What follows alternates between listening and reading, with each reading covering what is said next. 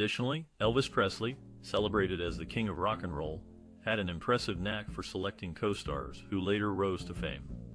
Over his acting career, he appeared in 31 films and collaborated with various actors who would eventually make their own names in Hollywood. Some might be surprised to learn that A-list stars like Anne Margaret, who starred alongside him in Viva Las Vegas, went on to have a successful career in film and television. Likewise, actors such as Michael Landon and Cicely Tyson also shared the screen with Elvis, showcasing his ability to work with talent that would flourish beyond their time together. These collaborations reveal a side of Elvis that many may overlook, highlighting his influence in the film industry. Barbara Eden's acting career took an exciting turn when she was offered a role in the movie Flaming Star. Initially, the part was meant for another actress named Barbara Steele. However, due to unforeseen circumstances, Eden stepped in to replace her midway through filming. This change proved fortuitous for both Eden and the production, as she brought a fresh energy to the set. Interestingly, Elvis Presley also joined the cast after initial rumors linking Frank Sinatra to the role. Together, Eden and Presley created a dynamic duo that captivated audiences and elevated the film's overall appeal. Their chemistry shone brightly on screen, making their performances truly memorable. Eden's ability to adapt to new situations and deliver a compelling performance under pressure showcases her professionalism and talent as an actress.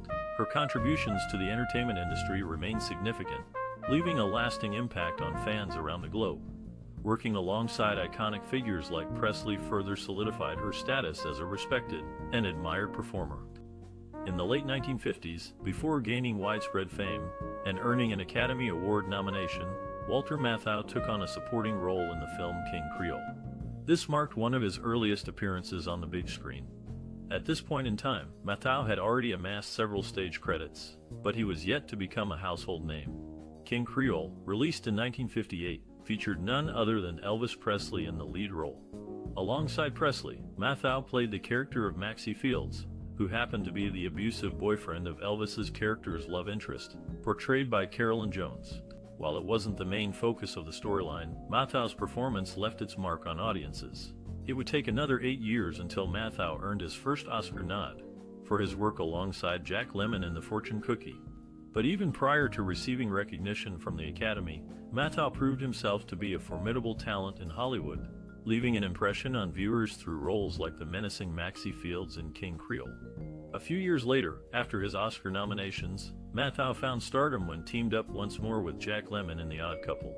Yet, looking back at his earlier career, we can see how Walter Matthau steadily built his reputation as a talented actor, starting from small parts like the one seen in King Creole, paving the way towards becoming a beloved figure in American cinema. In the early stages of his career, long before he became associated with gritty New York vigilante films like Death Wish, Charles Bronson had already begun making a name for himself in Hollywood. One lesser-known film from this period is Kid Galahad. This movie offered audiences a glimpse into the future action star's talent, even though it might have been easy to overlook him amidst the glitz and glamour surrounding musical sensation Elvis Presley. Kid Galahad tells the story of Walter Gulick, a former soldier who stumbles upon a successful career as a boxer under the guidance of veteran trainer Willie Grogan, played by Charles Bronson. At first glance, Bronson's role may appear modest compared to Presley's charismatic lead performance. However, Bronson's portrayal of Willie Grogan serves as a solid foundation for both the plot and its young protagonist. As Grogan, Bronson displays quiet intensity, wisdom, and determination, qualities which would later become cornerstones of his signature style. Bronson's character assists Walter in navigating the unfamiliar waters of professional boxing, while also grappling with internal struggles concerning loyalty and redemption. Interestingly enough, these themes echo those found in some of Bronson's more famous roles during his illustrious career. Despite being somewhat overshadowed by Elvis's presence, Bronson manages to deliver a commendable performance worth noting. So, while many people associate Charles Bronson primarily with the latter part of his career, don't forget that he started humbly, contributing significantly to projects like Kid Galahad. His ability to shine alongside big names like Elvis showcases his versatility and commitment to acting, laying the groundwork for the iconic tough guy persona that would define his legacy. Before becoming a household name as Dr. David Banner in the hit television series The Incredible Hulk, Bill Bixby had already made his mark in Hollywood. In the mid-1960s, he appeared in 2 films alongside the King of Rock and Roll, Elvis Presley. These films were Clambake and Speedway. In Clambake, Bixby played the role of James J. Scott, who was tasked with teaching Elvis's character, Scott Hayward, how to be a wealthy playboy. Meanwhile, in Speedway, Bixby took on the part of Kenny Donford, a racing promoter who became friends with Elvis's character, Steve Grayson. Although Bixby's roles in these films were relatively small, they provided him with valuable exposure and experience in the industry. But it was Bixby's work in television that truly catapulted him to stardom. From 1969 to 1972, he starred in the beloved sitcom The Courtship of Eddie's Father. In this show, Bixby played Tom Corbett, a widowed father trying to raise his young son while balancing a career as a magazine publisher. The show was a critical and commercial success, earning Bixby numerous accolades and cementing his status as a talented leading man.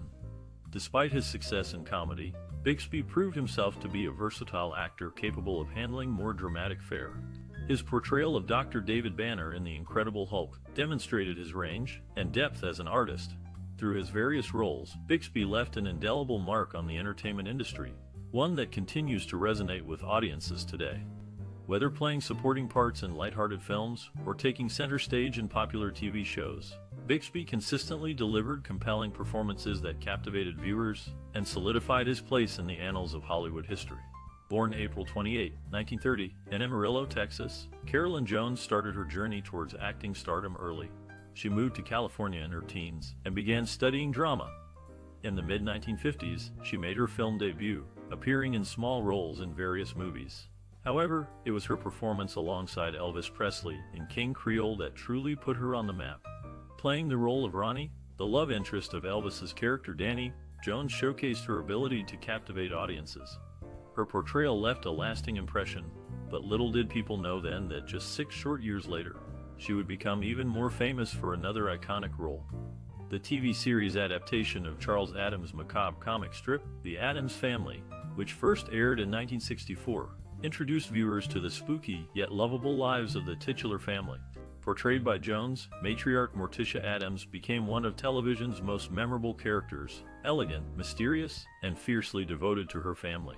With her distinctive deadpan delivery and impeccably eerie style, Jones brought Morticia Addams to life like never before, immortalizing herself in popular culture forevermore.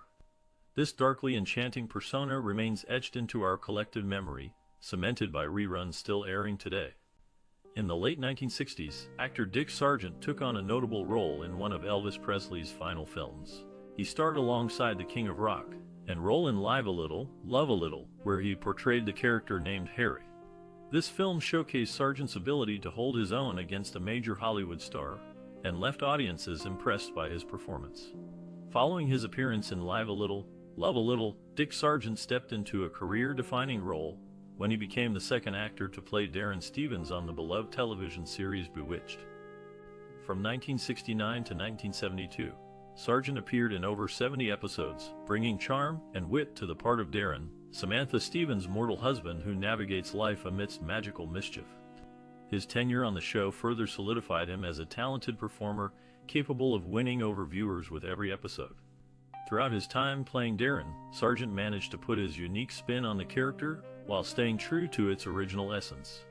While some fans initially struggled to accept him in place of the first Darren, Dick Sargent quickly won them over through his charismatic acting style. Ultimately, his work on Bewitched remains highly regarded among both critics and nostalgic audience members alike. In the early 1960s, before she became famous for her role as Batgirl in the Batman TV series, Yvonne Craig made an appearance in the movie Kissin' Cousins. This film was released in 1964 and starred Elvis Presley. In it, Yvonne played the character Azalea Tatum, one of Presley's many love interests throughout the movie. Although Kissin' Cousins wasn't critically acclaimed, it did help launch Yvonne Craig's career. She had already appeared in several television shows by that point, including The Many Loves of Dobie Gillis, but her role in Kissin' Cousins gave her more exposure and helped her land bigger parts. Just 2 years after Kissin' Cousins, Yvonne began playing Batgirl in the 3rd season of the popular Batman TV show. Her portrayal of the iconic superheroine was groundbreaking. She was one of the first female crime fighters to appear on primetime television, And while she may have been best known for donning the Batsuit, Yvonne had a successful career both before and after her time as Batgirl. Throughout her life, Yvonne worked tirelessly to break down barriers for women in Hollywood. After retiring from acting, she became an advocate for gender equality and used her platform to speak out against sexism in the industry. Despite passing away in 2015, Yvonne Craig's legacy lives on through her work both on and off screen.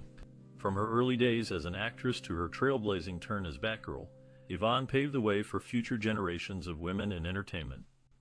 Corbin Bernsen's acting career has spanned several decades, but it all began with a small, uncredited role in the 1967 film Clambake. In this movie, he played a boy at the playground, marking his first appearance on screen. However, it was his role in the popular television series La La that truly brought him fame and recognition. As Arnie Becker, a charming and ambitious lawyer, Bernsen captivated audiences and solidified his place as a talented actor. His performance resonates even today, leaving a lasting impact in the world of television. Yet, few know of his humble beginnings in Clambake, where it all started for this accomplished thespian. Before she became a household name for her memorable roles in films like Close Encounters of the Third Kind, Tootsie, and Young Frankenstein, Terry Garr had already begun her journey in Hollywood. In fact, years before her breakthrough performances, Garr made brief appearances in 2 films featuring none other than the King of Rock and role himself, Elvis Presley. These early roles may have gone unnoticed by many, but they marked the humble beginnings of a successful career in the entertainment industry for Terry Garr. In the 1964 film Kissin' Cousins, a light-hearted musical comedy, young Terry Garr can be spotted in an uncredited role among the chorus girls who perform alongside Elvis during his lively numbers. Just 3 years later, Garr would once again cross paths with Elvis on set, this time for the romantic comedy Clambake. Again, she appeared in an uncredited capacity, contributing to the movie's vibrant atmosphere and energetic dance sequences. These minor roles provided Terry Garr with valuable experience working in front of cameras, enabling her to hone her craft and establish connections within the industry. While these early experiences might seem insignificant compared to her acclaimed work in subsequent years, they played a crucial part in shaping her career trajectory and solidifying her passion for acting. From those first steps into show business to her iconic roles throughout the 70s and 80s, Terry Garr has left an indelible mark on cinema history, one that continues to resonate today. In the late 1960s, actor Dabney Coleman made his debut in a high-profile movie called The Trouble with Girls. This film marked a significant milestone in his career, providing him with the opportunity to showcase his talents on a larger scale. Although his character met an untimely end early in the movie, it served as a stepping stone for Coleman to explore more diverse roles in the industry. Before appearing in The Trouble with Girls, Coleman had already established himself as a talented performer in various stage productions and television shows. However, this movie gave him greater exposure and allowed him to work alongside notable actors and actresses. Despite the brevity of his screen time, he left an impression that helped propel his career forward. Coleman continued to land prominent roles after The Trouble with Girls, demonstrating his versatility and range as an actor. His ability to convincingly portray different types of characters has earned him critical acclaim and recognition throughout the years. From comedies to dramas, Coleman proved himself to be a reliable presence in Hollywood, delivering consistently solid performances.